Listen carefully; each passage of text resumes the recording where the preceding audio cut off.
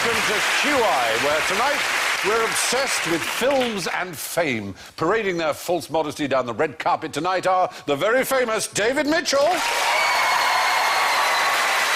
the fantastically glamorous John Sessions, and hell's teeth, it's only Emma Thompson.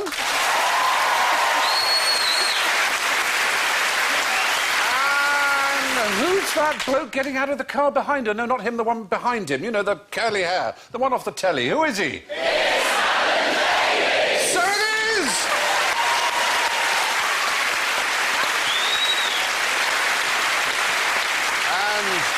And tonight our buzzers have come over all cinematic. David goes...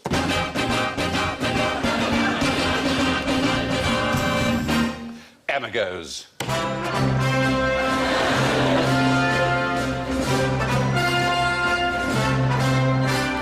John goes... There's no business like show business, like no business I know. And Alan goes... That's all, folks. And so it's lights, camera, and action as we roll out the first question. Now, you're all very good at what you do, but what is this picture trying to tell you? Show business. Oh, Johnny got there first, yes? It's painted by Man Ray of Ingres Odalisque, and it's known as the violon d'Ingres, because it's a kind of a pun. But the violon d'Ingres is actually more than a hobby, because the famous French painter, Ingres, was a brilliant violinist. So it's like a very, very hotly pursued hobby, a violon d'Ingres. Well, what you've done is here you've saved us a lot of time by being completely and 100% right in every particular. That's very good, yeah. It's a photograph, because it's a photograph of a real model, Kiki of Montparnasse, who was a favourite model of a lot of the surrealist artists. Yeah. And this is a painting by Ingres, the neoclassicist French painter, who died in... 1864. Are you going to be like this all the way through? You're absolutely right. This is a very complicated point we have to get across. The French have a phrase, which is Ingres violin, which means somebody who does something they're not famous for, but does it almost as well, i.e. they have a whole other side, a whole other string to their bow. And in the case of Ingres, it was that he was a very talented violinist, as well as a great painter. And so to a question about a man who definitely has one more string to his bow. How would you like to have Cedric Gibbons nude on your mantelpiece? It's not Stanley Gibbons, the philatelist. No! He's a Hollywood figure, remarkable Hollywood figure, Cedric Gibbons. He was the premier art director stroke production designer of Hollywood for MGM. And in 1928, he was asked to design something. What might that have been? No. The Oscar. Thank you. The Oscar.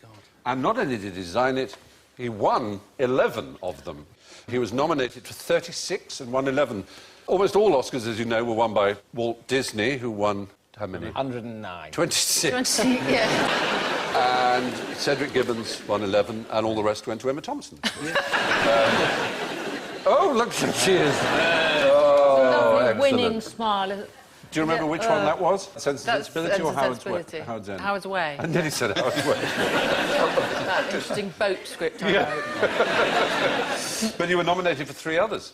Yes. Do you remember what they were? Remains of the Day, In the Name of the Father. Best Supporting Actress. And you were also nominated for Sense and Sensibility as Best Supporting Actress. I forgot. I can remember all the GCSEs I did. I would definitely remember every Oscar nomination. I think when, like, the rest of my brain had melted and I fed through a tube, those 5 names of films would still come out. The best film one year was Snow White and the Seven Dwarfs. Do you know what? They altered the Oscar to some extent. They made him a midget. They made him one big one and 7 little ones. I mean, it must have been a grim year, because that is a boring cartoon. I made an Oscar. I actually made a genuine Oscar. I went to the factory in Chicago where they were made. Is it a mould, like a jelly mould? Well, there is a mould, but it's pure metal Britannium. Or do you have to hew it? Yeah. Well, you buff it. If you have a damn good buffing. If you have to hew it, I mean, I'm not being rude, but if I was winning an Oscar this year, I'd say, can I have one of the ones made by the professional? That one, Stephen Fry balls up. I was well Wonky. supervised. All To be right. honest, I did a bit of buffing. Right. On the bum area, And then I dipping. bet. You bad. You're a very bad man. Yes, a little bit of... little... a good buttock flossing. And dipping him in nickel and then in that gold. It's very... So you didn't really make No, I it. didn't mean, make it's like the Queen pulling a pint. Basically. That's more or less what it was like. Thank you so much. So, who was the best actor in your year? You were best actress. Al Pacino. And your other Oscar, of course, was for Best Adapted Screenplay for Yeah. Sense and Sensibility. I should have won that Oscar, as a matter of fact. Actually, yes, you should. Yeah. You rescued it. Yeah. Yes, I had one of those steam-powered computers, and the screen had done something to the script.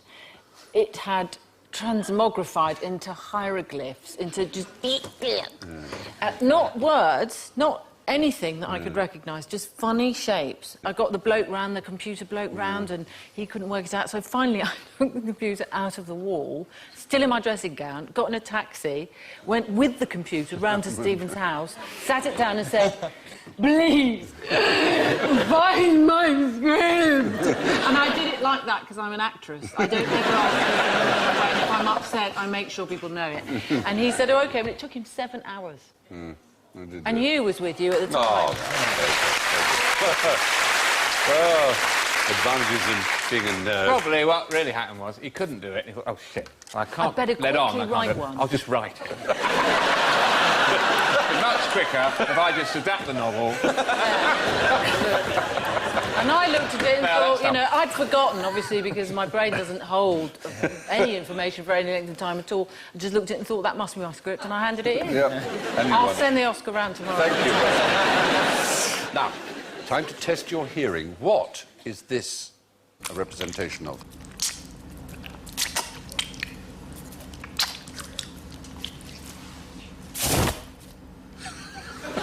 It's Roy Chubby Brown eating a hobnob.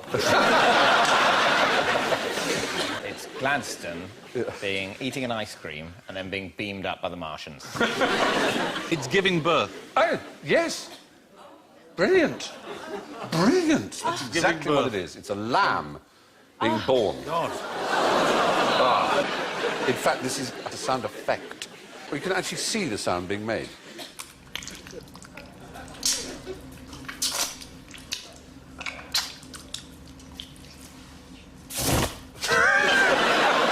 Now, has he listened to lambs being born? And then done that, or has he said, no one knows what a lamb being born sounds like, I'll do any old crap. She actually... I'll drop a towel. She's oddly named Lizzie Calf, oddly enough.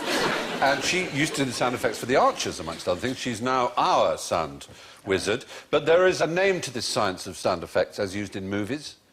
What sound recorders need is clean dialogue. And all the sound effects, footsteps and other noises, guns being cocked, the rustle of clothing, the lighting of a cigarette, almost all of that is done afterwards by someone called a Foley artist. And here's an example of some of the early Foley artists making their noises. And all kinds of different things are used. If you close your eyes, let the audience see how it's being made. You see if... Alan, when I say close your eyes... Now, by the way, when I open them, you won't all have gone, will you? A lamb on my head. Yeah. You close your eyes, we'll let the audience and everyone at home see some more sounds being made. See if you can see what these are.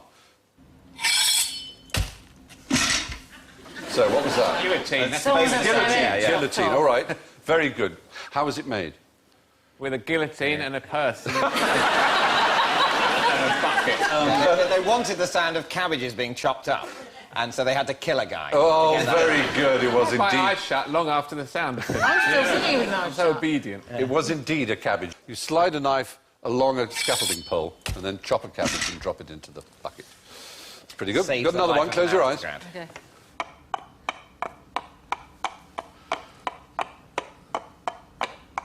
And what was that? Someone pretending So a to be a horse horse. clapping. I mean, that sounds exactly like some coconut shells. Oh, you're so That's Coconut a shells. two-legged horse. Yeah. Wearing some awkward shoes. There you are, here they are. That's it. You've all done. It's a horse clapping. Don't you think it sounds like a horse? It does sound like a horse. You've seen it many times in films without knowing that it was coconuts. If you see the visual thing, then it works. Another one. At the same time. Close your eyes, yeah. What do you think this sound is? It's fire. It's fire, isn't Yes, it? fire, exactly. They use this for fire, ripping through straw and things like that.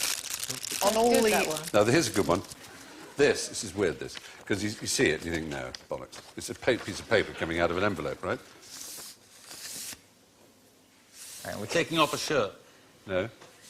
This is what they genuinely used at Elstree. For the doors in Star Wars, electric doors. Paper being taken out of an envelope. Simple as that. You watch a bit of Star Wars now and you see the doors open, you think, oh, yes, so it is. So anyway, we thank Lizzie Carr, our sound expert, and we apologise to her if she's in tears now, having been mocked by David Mitchell. No, I'm in not. particular. Look, I'm perfectly willing to accept that with the pictures Yeah, there, then you're you're right. going to buy the whole effect. Yeah. But, you know... Well, we invite you all to go home and use your own sound effects for your YouTube films, and I'm sure you'll come up with all kinds of exciting things for vomit and sexual activities and so on. Now, speaking of soundtracks, where have you heard this before? In the green room about half an hour. Tom and Jerry. You might have heard it in Tom and Jerry, actually. You might well. It's a sound effect scream that has been library stocked and is used repeatedly. Johnny, Johnny, Johnny, Johnny, Johnny, I'm going to have to give you points. This is right. It's been used in, it's estimated, about 140 movies, including every Indiana Jones movie, every Star Wars movie. It's been used in... Likely lads. Madagascar, Planet of the Apes, Lord of the Rings, only two of the Lord of the Rings trilogy, not all three, oddly enough. Toy Story. How disappointed they were. I don't know. We're going to have to go elsewhere for the third film. Reservoir Dogs. It's in Batman Returns, I think we Poltergeist. just use it for a joke, then. Have we got to use that scream? You're kind of right. It was used as a stock scream, and a guy called Ben Burt, who was a young, up-and-coming sound effects editor, heard it in lots of films, and he is now a very successful sound editor, and he and his friends make it a point, whenever they sound edit a film, to put this scream in somewhere. Hence it is in all kinds of movies. On YouTube, someone has compiled 23 different films with the scream, showing the scream in it. We can't show it because we'd have to pay all kinds of money, but I wish we could. Anyway, it's believed to be a man called Sheb Wooley singing, and it starts on the note of C. There's Sheb Wooley. It descends through 4 semitones to G sharp, and he used it in a film called Distant Drums in 1951. It's called the Wilhelm scream for some reason, and you can hear it again. C, semitones, G sharp. It's quite a warm scream, isn't it? It is. Yeah. It's not... You're not really traumatised by it. Yeah. No. It's not as if he'd been raped by a warthog or anything. The most ubiquitous line of film dialogue. Do you know what that was? Apparently this line, a survey of 150 American feature films from 38 to 74, showed it was used at least once in 84% of Hollywood productions, more than once in 17%. Is it... Why are you telling me this? That's a very good one, because that is one of the really annoying cliches, isn't it? Like, the other one that really annoys me is, don't you die on me. Oh. Shut up. Which almost never means actually on the person. Yeah. I got a bad feeling about this. Oh, shut up. Is that an order, sir? Yeah. Well, since you asked me, Lieutenant, yes, it is. Oh, the one that always really want to punch is when they're, they're about to go on an operation and they go, showtime. Oh, yeah. No. Oh, This is what we trained for. Gentlemen, we have a situation here. Yeah. Or the other one that really drives me mad is, I'm getting too old for this shit. Oh. Christ. Anyway, apparently the line is, let's get out of here. Oh, yeah. Anyway, that, what you heard, was the Wilhelm scream, the most ubiquitous sound effect in film history. Speaking of ubiquitous sounds, what's the good thing about an English accent in Hollywood? You're always a villain, I know that much. That's basically it, Or isn't you're it? gay. Or gay. And often a gay related. villain. Or a gay villain. Or people think you're Australian, so you get bar work. There's a sort of a high-octane version of the English villain, which is to get an English villain to play a German villain. Yeah. Yes, Which as in the happens a lot. Die Hard As in franchise. the Die Hard film, which is almost has some of my favourite dialogue of our great friend Alan Rickman, when he says, after he shot the man's head, Mr. Kage, I will count to 3. There will not be a 4. And he strips the head goes home. And then he goes downstairs later and he goes, Mr. Takagi won't be joining us for the rest of his life. That is brilliant. Yeah. Oh, brilliant. And there you see him in, I think, on the left there in Die Hard, and on the right, I think Robin he's Hood. giving his Sheriff of Nottingham. And the extraordinary thing about Robin Hood, I mean, the two most famous Robin Hood movies, I suppose, are the Errol Flynn one and the Kevin Costner one. Both Errol Flynn and Kevin Costner basically playing him as American. But Kevin Costner, no bones no, about it. completely American. Just come straight from the airport. Yeah. In a Virgin limo service. I don't... Putting his tights on in the back. Kevin Costner would do I it. can't, to be honest, I can't think it would be a better film if he was struggling with a kind of Dick Van Dyke Cockney accent. I just wonder, genuinely, is it because we're too good-natured to moan about it? We're the last country left that won't scream racism. Exactly. We don't shout, it's so racist to make us the villain. Or is it that, you know, the villains are kind of have to be fiendishly clever and they suspect us of something Machiavellian deep down somewhere, always? And sort of tyrannical, because we are the country they fought originally to create their democracy. And we're essentially unwholesome, Yes. aren't we? Really? Unwholesome, You know, and we have bad teeth. That's the thing they really can't forgive us The British for. Book of Teeth in The Simpsons is one Alan's of the got great... great teeth. But he does this thing where he's able to talk without actually letting his lips touch his teeth. So... Alan is so good at playing villains, as you all know. But he hates being good at playing villains. He wants to play the lovely guy in the white shirt who comes in, you know. He did, in Sense and Sensibility. He did as Colonel Brandon, absolutely. But he was at a party once, and, you know, kids are fantastic. They always say the thing they're not meant to say. And this kid said to Alan... Yes. Why do you always play villains? You know, the last thing you're going to say to him. And Alan went, I don't play villains. I play very interesting people. Now, I'm going to give you a few English actors. I want you to tell me the villains they've played in Hollywood movies. Peter Cushing. Show business. Yes. I don't know. Well, then don't buzz. Let other people have a chance, yes. Dracula. No, I don't think he ever played Dracula. And not in a Hollywood movie, certainly. Is it Tarkin? Tarkin, very good. The Grand Moff Tarkin. Yeah. Stephen Burkoff. Oh, Show Beverly Hills Cop. Beverly Hills Cop, very good. And Rambo, in fact, if you remember. Yeah. Oh, yeah. Christopher Lee. Dracula. Show business. Yeah, but Hollywood movies. Scaramanga, Man with the Golden Gun? He did, that's kind of made in Britain too, but actually, so... He was a bad wizard in the Hobbit He films. was a very bad wizard, wasn't he? He was an He awfully was a naughty wizard. turncoat wizard. Though he was very angry not to be cast in the third one. He was furious. Was he? He He hardly catches a break, does he? No, he doesn't. He was also in Star Wars, apparently.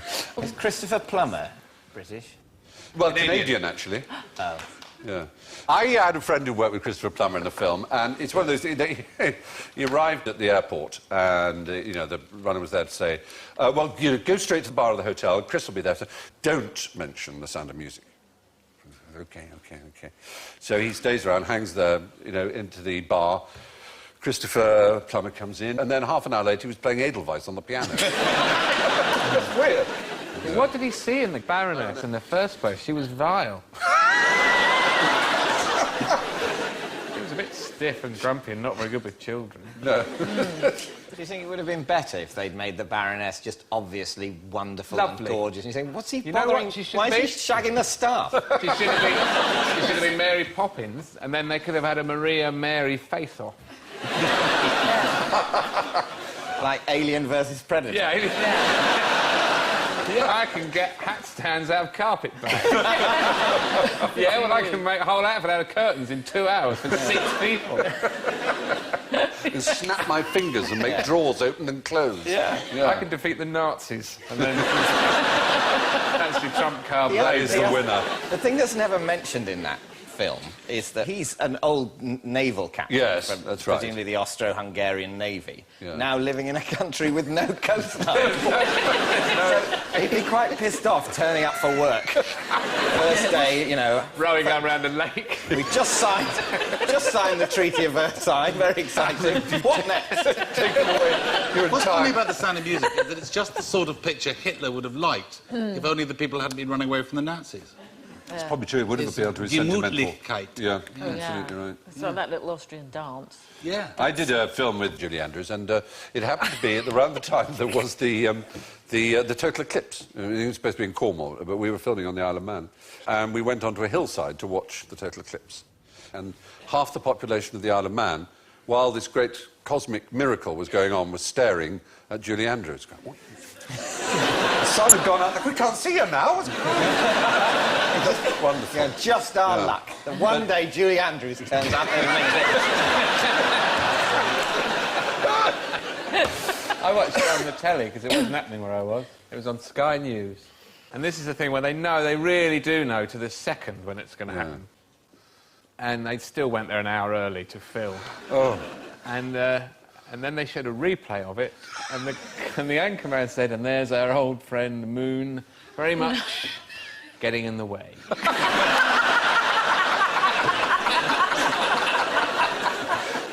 Anyway, the point is, if you're an English actor, there's a good living to be made being beaten up by American action stars. Now, speaking of stiff upper lips, what does it tell you about an Englishman if he spells his name with a double F at the front? It's from the 15th century, I thought. It might be. Is it... OK, this is a bit of a reach. Once upon a time, there was a posh man with the son who developed a stammer. And his name was Fuchs. And in order to prevent himself being embarrassed by his poor son who had a stammer, he put two Fs in front of it so that everyone who had to introduce it and say, had to go Fuchs as well as his son. He'd have to conceal that fact from his son, because otherwise his son would try and pronounce both Fs. Oh,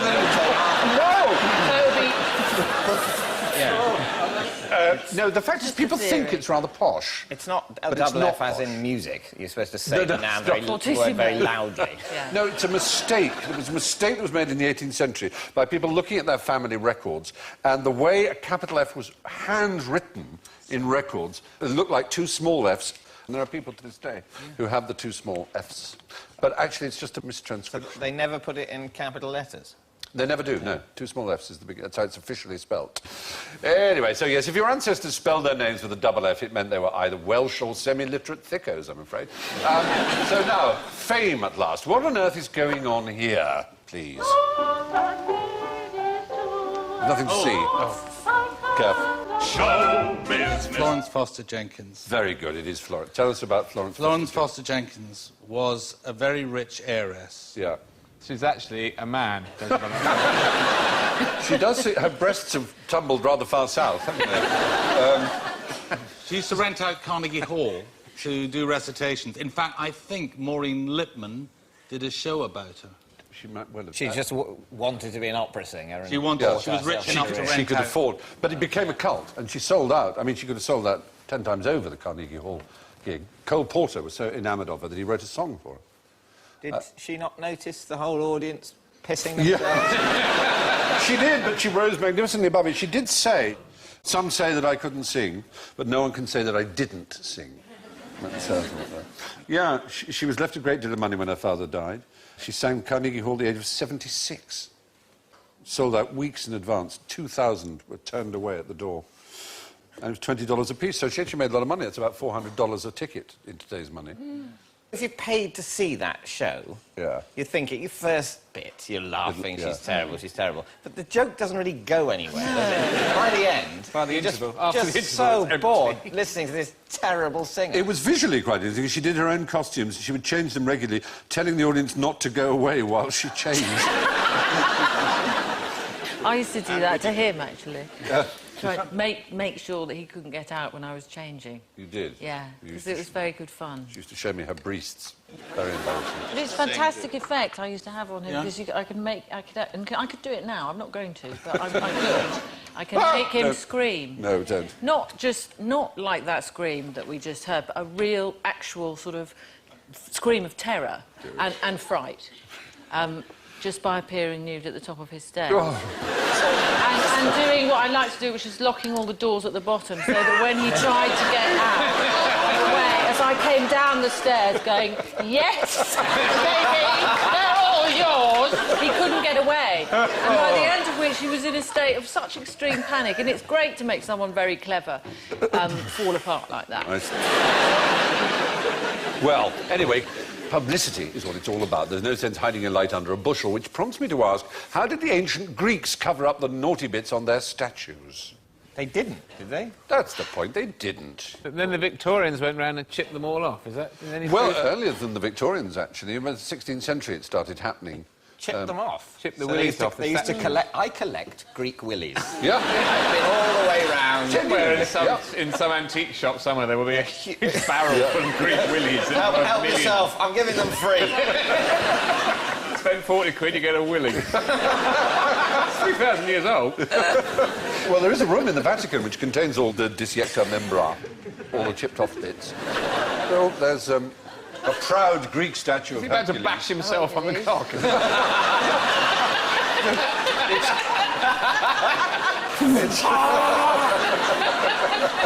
Make yourself attractive. This shows that you're really ready. But it was about 1860 or so, they started putting those horrible, sort of rather pervy-looking cabbage leaves around them. Yeah, they did.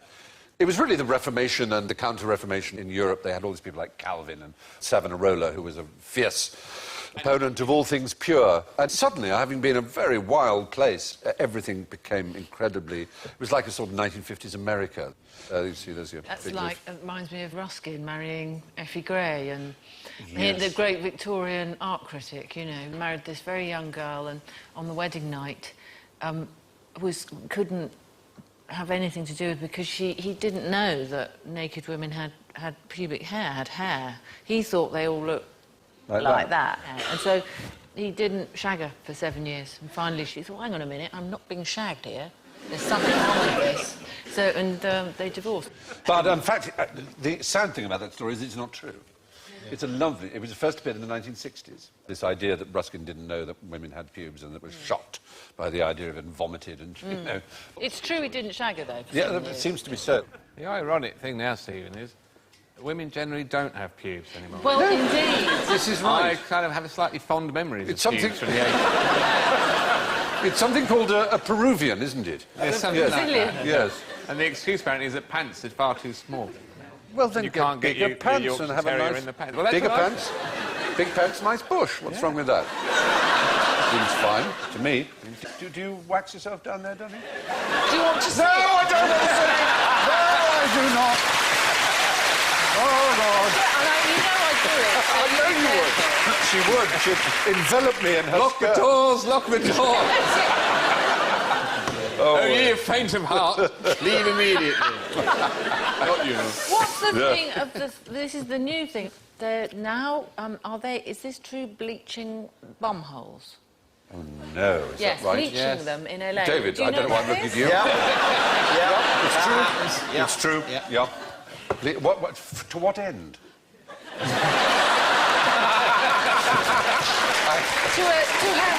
To a pinker, cleaner end. The porn stars do. The porn stars bleach their rusty sheriff's badge. I suppose...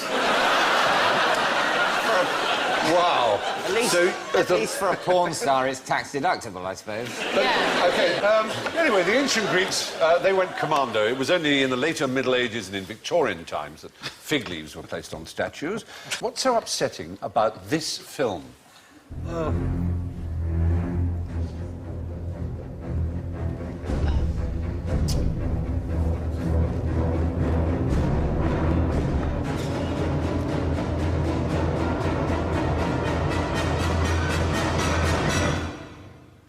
Do you know what's going on here?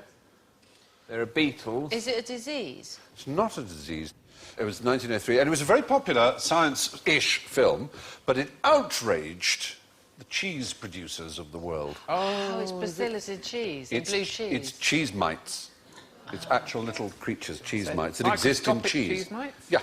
So that's what cinema was like in 1903. Amongst cheese. What, 5 hours of footage of cheese mites? Sounds pretty good, apparently. Amongst other things, but it was immense. It actually increased, I don't know what it did to the sales of cheese, possibly it wouldn't have helped them, but it increased the sales of cheap microscopes. People became fascinated about, you know, the little things that go on and they could see their own little swimming things. But I remember a documentary, this suddenly occurs to me, that your father, Eric Thompson, narrated, called something like The Life That Lives in Man. Do you remember that? It was all about the tiny little things that live in the follicles of the... Like billions and billions of things in our beds all the time, even if you do turn your mattress, as I do, every month. I don't think turning a mattress is going to kill the things unless they're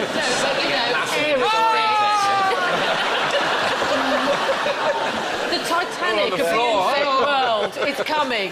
Yeah, and in your eyelashes? We all have little creatures living in our eyelashes. It's like there's one of those adverts that sort of says there are more germs on your chopping board than on your loo seat. Yeah. To which the answer is, well, clearly that's fine then. Yes. Yeah. I mean, we're not all dying or constantly having diarrhea. Exactly. So we are starting to die because we're cleaning them up too much. Exactly, yeah, well, if essentially anything. they're saying in the advert the very thing we are selling you is unnecessary. Yes. Exactly right, because it's fine. Yeah, well, the fact is there was a big sort of excitement about this, except for the cheese producers who tried to suppress the film because it showed that in cheese, which is a living organic thing, of course, it contains these special mites that live there and do you no harm at all. Cheese is a good thing. Now, who remembers Charlton Heston? How was Michelangelo lying when he painted the ceiling of the Sistine Chapel? Yes. Didn't he not did it? He didn't do it, he just lied about it, he fibbed. That is the sense of lying we wanted. He certainly didn't lie down to do it, as he did in the Charlton Heston movie, The Agony and the Ecstasy, which you may have seen. Did he jump up and do it a bit at a time? He didn't... No, he's... Well, yeah, he stood on the scaffolding and did it that way and cricked his neck, and Vasari writes about it in his biography. But there is, apparently, it seems, some extraordinary little secret joke that Michelangelo painted in the fabric behind God. There's God with a bit of sort of swaggy stuff behind him. Now, that swaggy stuff, according to at least 4 professors who are neuroscientists, neurosurgeons from 4 universities, are absolutely convinced that that particular shape, do you know what it might be? A female part? No, it's not a female part. For once in QI's life, we are not in the downstairs lady area. Is it a brain? Brain! It is the transverse section of the sagittal area of the brain. What it argues is that he was present at some dissections which were very popular but completely illegal in Italy at this time. And the suggestion is that his idea of God, one of God's greatest miracles, was, of course, the human brain, which he had seen sliced through. And so he has God, literally, if you take away the brain now from that superimpositions. So there you are, yeah, it seems to be a bit of brain, but there are other bits. You know, there's a museum in Oregon which is dedicated to replications of the brain made of fabrics. It's an odd type of museum. We can actually show you a perfect brain with brainstem made by some American knitting person. There you are. Yeah. Brilliant, including brainstem. That's what's impressive. Are you sure that's just not the most unsuccessful attempt at a cardigan ever? Something of a disaster. And you sort of go, no, it's meant to, it's a brain. It's a mad granny. Yeah. It actually genuinely has a po-faced warning on the website showing it, saying this is a perfect reproduction of the human brain using applique, embroidery, beadwork, knitting and crochet. While our artists make every effort to ensure accuracy, we cannot accept responsibility for the consequences of using fabric brain art as a guide for functional magnetic resonance imaging. or indeed home-based surgery. Yes, either you've got a tumour or they've dropped a stitch. Yeah, it seems that Michelangelo may have been lying about his illegal dissecting activities, though why he would risk painting a huge piece of incriminating evidence on the ceiling of the Pope's chapel is anybody's guess. Which brings us blinking out of the darkened theatre and into the blinding light of general ignorance, so fingers on buzzers, please. What happens to a hedgehog if you remove its fleas? David? It dies. David-y, woo. No, there is a myth to this effect, but it's not true at all. No. It's perfectly possible if you covered it with anti-dog flea powder, it would die from the dog flea powder, but not from the lack of fleas. They're very happy with their fleas. It doesn't kill them with or without. What mustn't you feed hedgehogs? Bread and milk. Exactly, bread and milk is a bad idea. People do it. It gives them diarrhea and they dry out. Really feed bread and milk to any mammal, including humans. But there is a Radio 4 show that deals... come off it. No, Well, you shouldn't feed humans bread and milk. No, not really. What do you mean, not really? It's absolutely demonstrably fine. No, it's not very good for you. Well, it's fine. Bread and butter I've been pudding. drinking milk and eating bread for ages. Why is it suddenly a massive problem? Oh, Yeah. no, actually, we're supposed to live till we're 250. But no, we've been eating all this poisonous bread and milk all the time. We can barely limp past 98. It's ridiculous. Of course we're supposed to eat bread and milk. Not just bread and milk. Oh, poor Alan. No, Don't no. bully him. Poor Alan. It's not... You shake hands and be friends Sorry, now. Alan. So, despite what you may have heard on Radio 4's programme, Yes. presented by David Mitchell, what's your programme called? The Unbelievable Truth. Exactly. One of the unbelievable truths turns out unbelievably Yes, to you be claimed. not true. You claimed. Yeah, just people give you this shit and you read it out. It's brilliant. I've no idea what you mean. Anyway, we are very happy to put you right on your otherwise excellent programme. In fact, hedgehogs don't mind whether they have fleas or not, although they wouldn't be very happy if you poisoned them with flea powder. Now, Shakespeare mentions the football twice. How often does he mention the cricket? He doesn't mention the cricket because it didn't exist then. Cricket certainly existed in the 16th century. Oh, right. In 1550, there's a mention of cricket, and that's before... Are you sure that's not the small insect? 3 times he mentions the insect, you're absolutely right. But not the game. He never mentions the game, to be honest. So but to it be did honest, exist. That never, I said, was right, and I got massive... No. You asserted on the 26th of May, Mr. Mitchell, that the game of cricket didn't exist in Shakespeare time. It did, although Shakespeare doesn't mention it. So Yeah. is this whole round? Because radio shows don't have the same budget, you know, so there's fewer people. If you want to kill off the medium, then that's fine, but it brings a lot of people a lot of pleasure. Shakespeare mentions the cricket 3 times, though he was, of course, referring to the insect. But the game did exist in his day, despite what you may have heard on The Unbelievable Truth, the excellent, excellent Radio 4 programme, Yes, it is excellent. which I would urge you all to listen to. Now, what kind of hair do head lice prefer? Yes. Clean hair. Did you say clean hair? Oh, I'm sorry. No, there was, you see, there was this... Originally, people thought it was dirty hair. This was repudiated, and it was replaced by another fallacy that it was clean hair they prefer.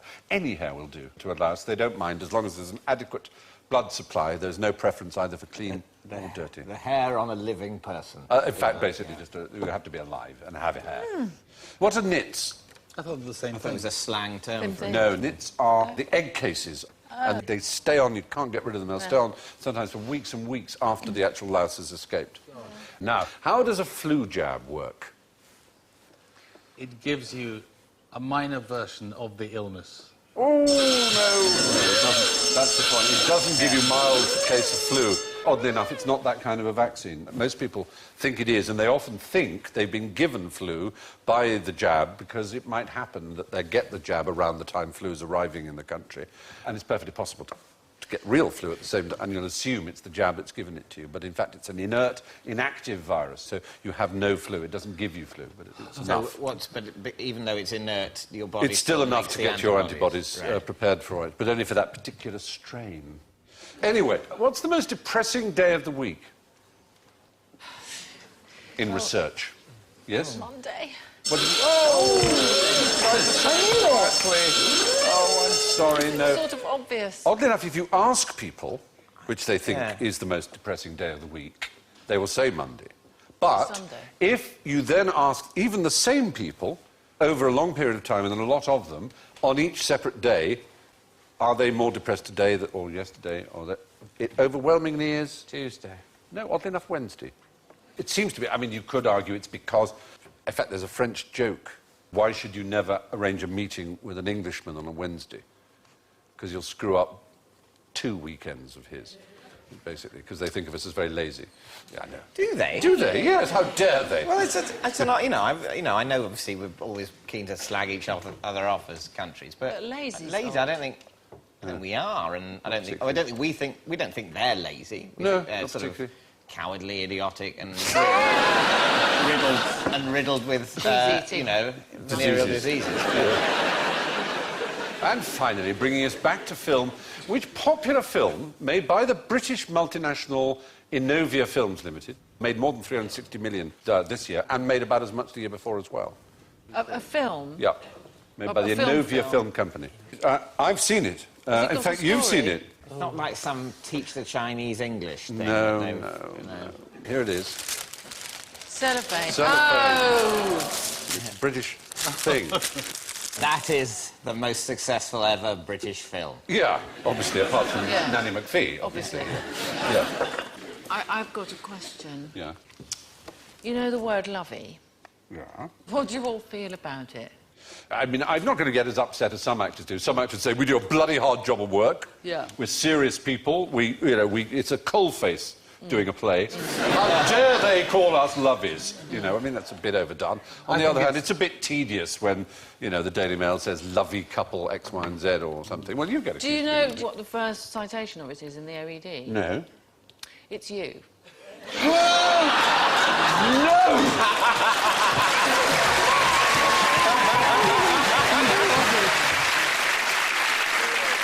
I can't believe did I Yeah, invent it's the word? you Oh, sometime in the 1980s. Did I? I'm ashamed.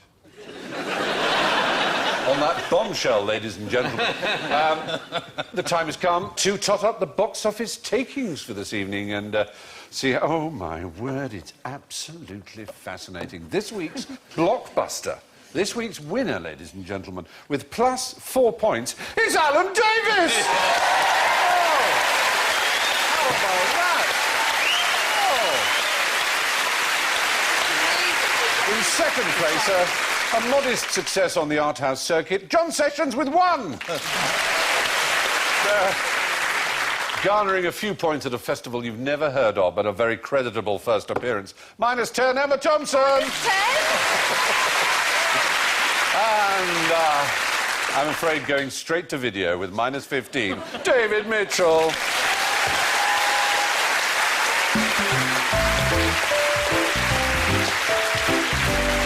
So, it's good night from Emma, John, David, Alan and me, and huge thanks to our mothers and agents and everybody who believed in us and made it possible. You're all wonderful, you're all family, and I leave you with this account of a successful family publicity stunt. The great American showman P.T. Barnum created an exhibit entitled The Happy Family, which consisted of a cage containing a lion, a tiger, a panther, and a baby lamb, which was extremely successful. And one day he was asked about his plans for The Happy Family, which had toured everywhere. The display will become a permanent feature, he said, if the supply of lambs holds out. Good night.